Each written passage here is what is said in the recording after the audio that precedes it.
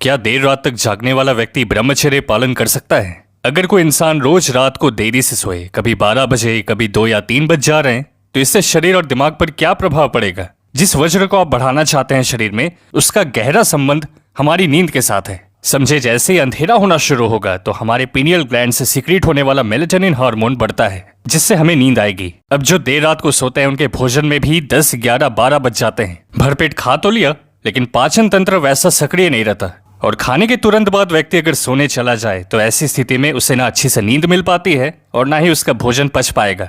आप चाहे कितना भी अच्छा वर्कआउट करते हो, औषधि का सेवन भी कर रहे हैं, लेकिन उनका असली फायदा एक अच्छी गहरी नींद के साथ ही हो सकता है। तब शरीर में रिकवरी, डिटॉक्सिफिकेशन और ह्यूमन ग्रोथ हार्मोन सिक्रीशन का प्रोसेस शुरू होगा। इन सब के बिना ब्रह्मचर्य नष्ट की भरपाई करना, कमजोरी को दूर करना असंभव है। यहाँ पर हमें यह भी समझना होगा कि रात 1 या 2 बजे सोकर सुबह फिर ब्रह्म मुहूर्त में उठने से भी आप इसका लाभ नहीं ले पाएंगे। नींद आएगी ज्यादा, मेडिटेशन भी नहीं हो पाएगा, ऊर्जा भी नहीं होगी वर्कआउट करने के लिए। और अक्सर देर रात में सोने वाले भाइयों को रात्रि दोष होता है 3-4 बजे के आसपास, क्योंकि तब अपान वायु सक्रिय रहती है, जिससे मल त्यागने में दिक्कत ना आए। अब इसी समय अगर सोते रहें तो पाचन तंत्र, पेल्विक रीजन पर उसका प्रेशर पड़ता है, जिससे रात्रि दोष होने के चांसेस बहुत ज्यादा बढ़ जाते हैं। आधी रात के वक्त सबसे ज्यादा तमस बढ़ा हुआ होता है शरीर में। इस समय आपका मन सबसे ज्यादा भटकता है, तो ब्रह्मचर्य को खुद से ही और मुश्किल बनाया जा रहा है अगर आप लेट सो रहे हैं।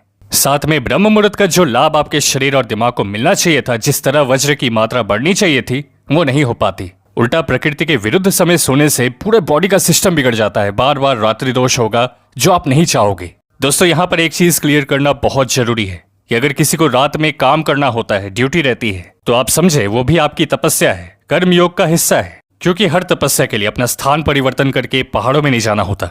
हमें मानसिकता पे काम करना है, इससे बदलना है। आपने सुना होगा, एक योगी और भोगी दोनों रात जागते हैं, एक किसी सार्थक महान कार्य के लिए और दूसरा किसी चीज को भोगने के लिए। सरल भाषा में कहूं तो बेवजह रात नहीं जागना। अगर 9 बजे सो सकते हैं तो उसको 10 या 11 तक ना जाने दें। और जिस दिन आपको लगे कि काम बहुत ज्यादा है, आज रात जागकर पूरा करना होगा, उस दिन आप रात्रि भोजन याद से पहले कर लें और उसे एकदम हल्का रखने की कोशिश होगी। दूसरा, जब भी आपको मौका मिले जल्दी सोने का, सैटरडे, संडे जो भी हो, उस दिन टाइम से सोएं, ताकि आप अगले दिन ब्रह्मांड की ऊर्जा को प्राप्त कर आध्यात्मिक प्रगति कर सकें। और मित्र, आपके मन में कोई भी सवाल हो ब्रह्मचर्य को लेकर तो आप हमें कमेंट में लिख सकते हैं।